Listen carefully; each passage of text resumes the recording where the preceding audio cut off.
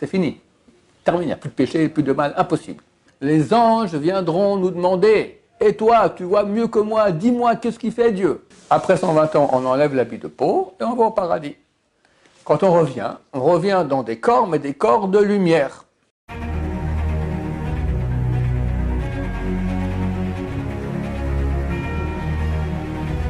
Ce jour dédié par un généreux donateur ou donatrice pour dévoilement du Mashiach, la Géoula Berachamim avec miséricorde, la rédemption avec miséricorde et l'édification du Beth Amikdash Bezrat Hashem, du temple. On pose la question ici de parler sur Triat HaMetim, la résurrection des morts. Qu'est-ce que c'est? Comment c'est? Et pourquoi c'est? Quand Mashiach vient, très bientôt, d'après le Zohar HaKadosh, il y aura 40 ans la royauté du Mashiach, où toute l'humanité va monter de niveau spirituel de façon vertigineuse. Il n'y aura plus de mal du tout, que du bien, un bonheur extraordinaire. Et après 40 ans commence un processus qui va durer jusqu'à l'an 6000, qu'on appelle Triat HaMetim, résurrection des morts. Ce processus, dans le Zohar, il y a un avis qui dit qu'il va durer 214 ans, un autre dit qu'il va durer 218 ans. Attention, on fait la somme, même de la vie le plus court, 214 ans, plus 40 ans d'époque messianique, ça nous fait en tout 254 ans. Et ça, c'est la période qui va jusqu'à l'an 6000. En l'an 6000, tout s'arrête. Le monde physique s'arrête d'être et toute la réalité monte dans un monde spirituel total. C'est pas qu'on arrête d'exister, on passe dans une autre dimension, celui qui mérite. Maintenant, 254 ans jusqu'à l'an 6000, c'est mort. Parce qu'aujourd'hui, on est 5784, jusqu'à l'an 6000, ça ne nous laisse plus que 215 ans et quelques mois. C'est pour ça que les grands d'Israël ont dit, c'est fini. Le calendrier du Zohar, il est obsolète, et dès que vient Mashiach, il y aura directement la résurrection des morts. Cette période, qui va depuis l'époque messianique jusqu'à l'an 6000, il y a une discussion entre le Rambam, Maïmonide et Nachmanide. Le Ramban, comment on l'appelle? Un l'appelle la résurrection des morts, l'autre l'appelle Olam Haba, le monde à venir. Et celui qui appelle cette période de résurrection des morts, qu'est-ce qu'il appelle Olam Haba? Il appelle le monde qui est après la mort, Olam Haba. Et celui qui appelle cette période-là Olam Haba, cette période messianique, alors il appelle le monde qui est après la vie, d'accord? Alors il parle du paradis ou l'enfer, d'accord? Le monde des Neshamot, le monde des âmes qu'il y a après la vie. Mais les deux sont d'accord sur le programme. Il y aura une résurrection des morts. Comment elle se passe? C'est un processus. Durant cette longue période-là, à un moment, les morts vont se relever. Comment? Il y en a qui disent que ce n'est pas avec leur corps physique, mais leur âme qui va se lever. Mais leur âme, elle est partie dans Olam Haba déjà. Qu'est-ce que ça veut dire? Alors il faut comprendre qu'on a plusieurs âmes. On a au moins 5 âmes, dont chacune est aussi divisée en 5, en 5 et en 5. Nefesh, Ruach, Neshama, Chaya, Yechida. On appelle cela. La partie la plus basse, de l'âme la plus basse, qu'on appelle Nefesh, reste sur les os. Le Zohar appelle cela Hevla de Garma, la chaleur des os.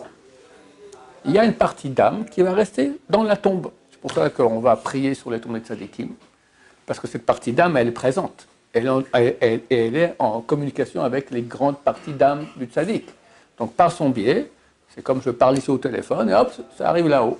D'accord? Sinon, pourquoi aller sur la tombe? Parle ici au tzadik, il t'entend aussi. D'accord? Non, parce que c'est là-bas qu'il y a vraiment son âme. Mais son âme, elle est au paradis, il n'est pas dans la tombe, le pauvre. Il y a une petite partie de son âme, la plus basse, qui est sur les os. Elle aussi, elle monte, elle descend. Shabbat et Yom Tov, on ne va pas sur les tombes des tzadikim, parce que l'âme, elle quitte. C'est bien d'aller la veille de Shabbat, la veille de Yom Tov et la veille de Rosh Chodesh, c'est bien d'aller sur les tombes, parce que juste à Rosh Chodesh et Shabbat, l'âme, elle va monter. Donc elle prend avec elle toutes les prières qu'on lui a demandées. Donc c'est bien d'aller les veilles de ces moments-là sur les tombes des tzadikim. Maintenant, Quand quelqu'un va décéder, alors les différentes parties d'âme de lui vont aller à différents endroits. Et au paradis, on peut avoir simultanément des parties de notre âme qui sont au paradis et d'autres qui sont en enfer. Ou d'autres qui reviennent en Gilgoul. Il faut comprendre qu'il y a moi, mais moi, c'est plusieurs parties. Et ces parties, elles ont une autre histoire après. En fin de compte, on espère que toutes les parties vont faire tous les purgatoires qu'elles doivent faire pour se laver de leurs péchés, et après elles vont au paradis. Ok, et au paradis, c'est la belle vie, c'est fantastique. Mais il y a la partie d'âme qui est dans la tombe. Elle n'a pas le droit au paradis. Et c'est injuste. Que Dieu va faire? Il va, lors de ce cas de Triatamatim, résurrection des morts, il ramène les âmes qui sont au paradis et qui ont été beaucoup renforcées d'une lumière divine extrêmement puissante, parce qu'elles étaient au paradis. Donc avec une puissance de vie énorme, rentre dans l'âme qu'il y a sur les os et lui donne une piqûre de vie phénoménale, et hop, cette âme-là qui était sur les os, elle se dégage des os, les os se terminent, il n'y a plus rien que des os, et elle, avec les parties d'âme qui avaient au paradis, vont vivre ici sur Terre, pendant cette période-là, de 214 ou 218 ans. Dans un bonheur extraordinaire. Et ce sera le mérite de cette âme, parce que cette âme aussi, tu te lèves le matin. Qui aime se lever le matin? Aucune personne normale aime se lever le matin. D'accord? Ça nécessite un effort. Un effort à qui? Pas à mon âme divine, à mon âme animale, à la partie la plus basse de mon corps. Celle-là aussi, elle a bossé, elle s'est levée, il y avait quelque chose de bon à manger, elle s'est retenue, il y avait une belle fille qui passait dans la rue, elle s'est retenue de regarder, c'est toutes les parties basses de son âme. Elle aussi, elle a un mérite. Alors, elle ne va pas aller au paradis, mais elle a droit aussi quand même à une récompense. Cette récompense, c'est ici sur Terre, dans le cadre de Triatamatim. Il y en a qui disent qu'on se lève avec le corps physique, carrément. Il y en a qui disent non, c'est que l'âme. C'est pas que l'âme. L'âme aura un corps, mais un corps de lumière. Comme le premier homme, avant le péché originel, qui était au paradis. Et au paradis, il y avait des arbres, des fruits, des animaux, des serpents, toutes sortes de choses, d'accord? C'est marqué qu'avant qu'il ait connu sa femme, il a eu des relations avec tous les animaux du paradis. Et ça n'allait pas. Pour finir, il a rencontré sa femme. Ah, cette fois-là, ça marche bien. D'accord? Donc il y a des animaux là-bas. Et c'est marqué aussi qu'il mangeait, qu'il buvait. Les anges venaient et lui faisaient du bon vin, pas du Beaujolais 1134. Bien meilleur que ça. C'était le vin du bon Dieu, d'accord? Et des méchouis, à la hache, des grillades, et pas les grillades à la nulle comme ça, les trucs extraordinaires, d'accord? Donc il y avait une réalité, mais c'était dans le paradis. Il y avait des corps, mais des corps de lumière. Lorsque le premier homme a péché, c'est écrit que Dieu lui a fait des habits de peau. C'est ça, c'est ce qu'on a, un habit. Après 120 ans, on enlève l'habit de peau et on va au paradis. Quand on revient dans des corps, mais des corps de lumière. Maintenant, si nous on a la chance d'entrer chez le Mashiach vient, et on ne va pas mourir, parce que quand le Mashiach vient, la mort s'arrête. Alors qu'est-ce qui va se passer avec nous? Le Mashiach va faire que toute l'humanité va aller et s'élever, s'élever, s'élever, s'élever. Au début, il n'y aura plus le mal. Dès lors, il n'y aura plus d'impureté. Et c'est marqué que beaucoup d'interdits vont être autorisés. Par exemple, le porc. Le porc s'appelle chazir, ça vient de la racine chazar, choser, qui revient à être permis. Tous les matins dans la prière, vous dites Hachem matir asurim. Dieu libère les prisonniers. Et c'est quoi asurim? C'est prisonnier, mais c'est aussi assour, les interdits. Dieu va libérer les interdits. Beaucoup de choses qui étaient interdites deviendront autorisées. Pourquoi? Parce qu'il n'y aura plus la charge négative. Aujourd'hui, tout ce qui nous interdit, c'est parce qu'il y a une charge négative de force du mal qui est là-bas. Quand quelqu'un prend un aliment non cachère, il fait entrer en lui des forces de mal qui vont le détruire. Mais Dieu va éliminer le mal du monde. Il n'y aura plus. Je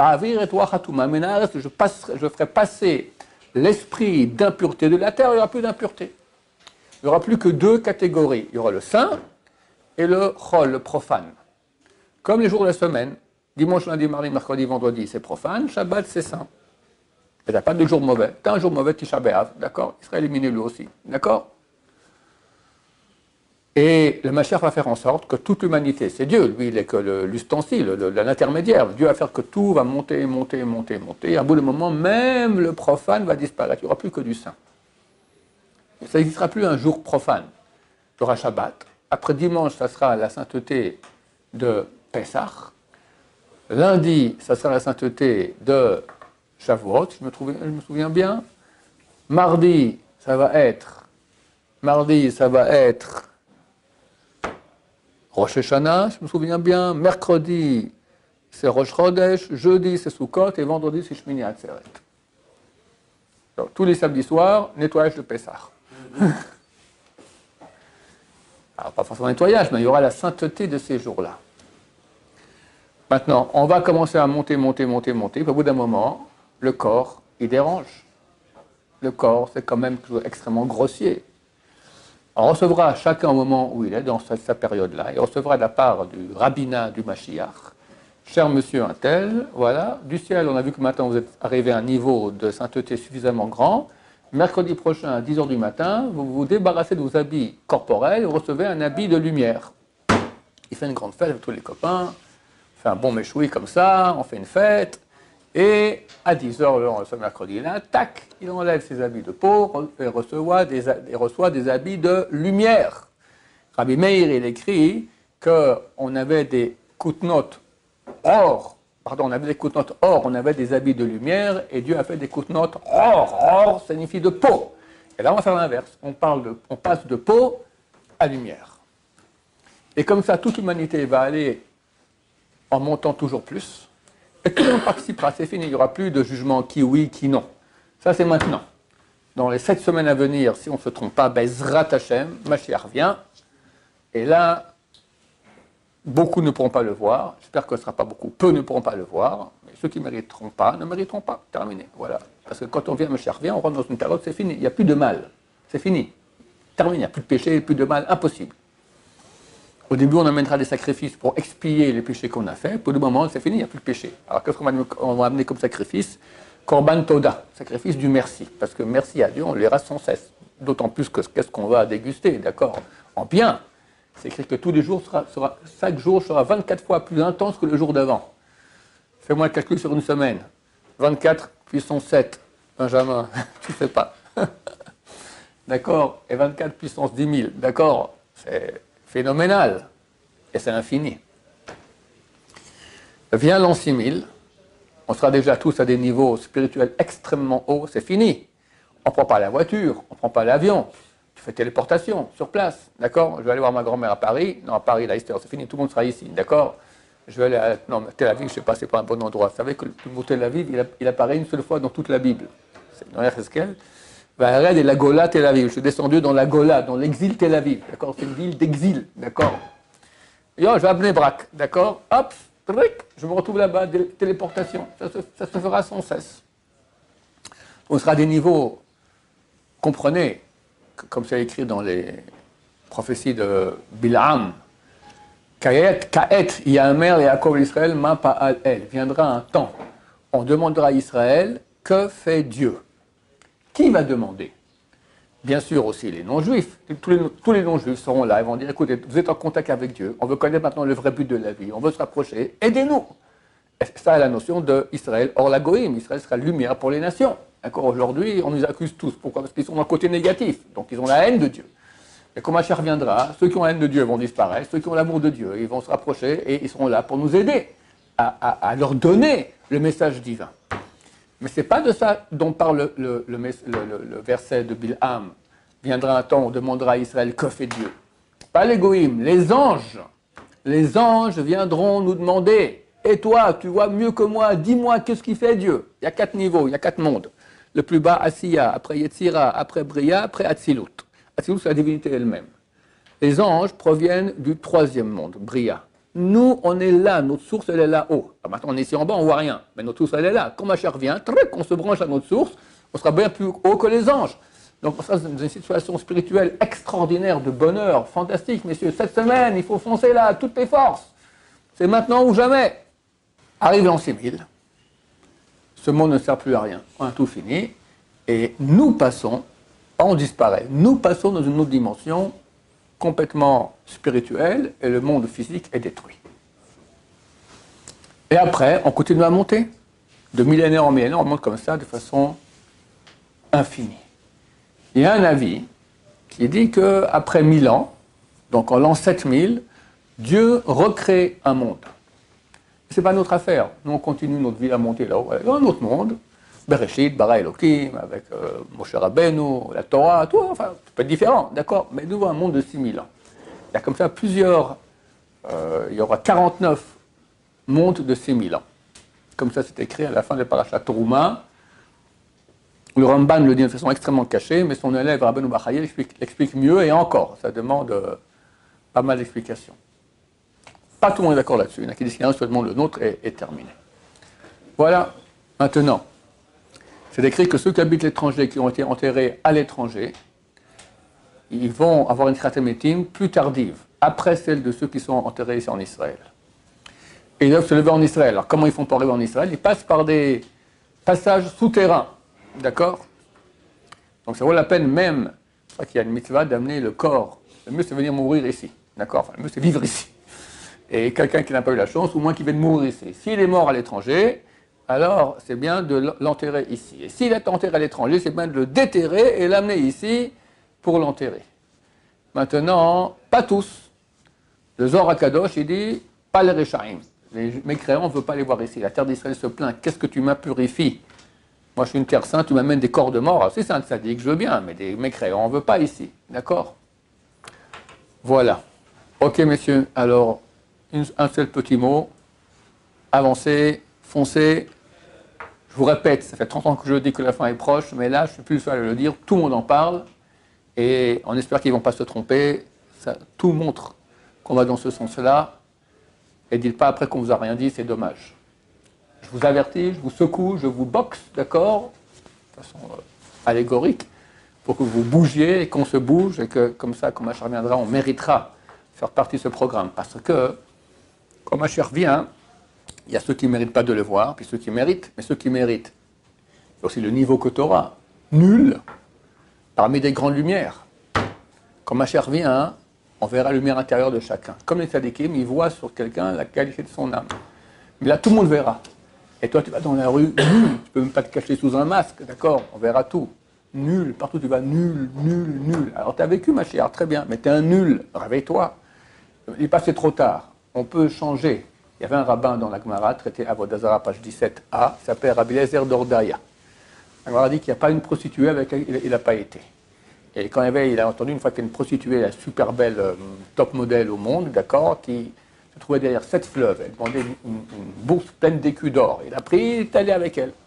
Au mieux qu'il était avec elle, hop, elle a vu un truc, elle lui a dit, l'âme de Eliezer Bordodaria est perdue, elle n'a plus le droit au Lamaba. Prostituée, qu'est-ce qu'elle comprend? Bon, Lamaba, qui, quoi, comment? Elle s'appelle Conchita ou je ne sais pas comment, d'accord? Mais ça l'a touché.